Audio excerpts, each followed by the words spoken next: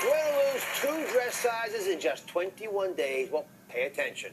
There's a man who says you can literally go from this, past this, all the way to this. Now, he's transformed the contestants on The Biggest Loser. Meet Dolved Quince. I spend years testing out weight loss tips for my clients.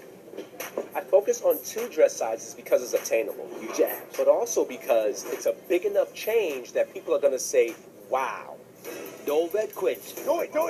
Help transform celebrity clients from Angela Bassett to Justin Bieber before taking on The Biggest Loser contestants.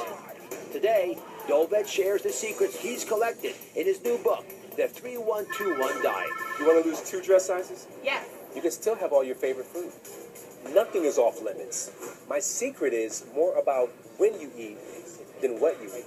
There you go. That's magic. The whole plan is designed around a very simple idea. Work smarter, not harder.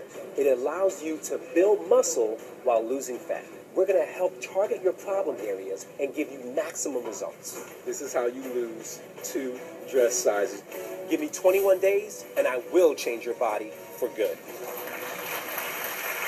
Wonderful to see you. Good to see you.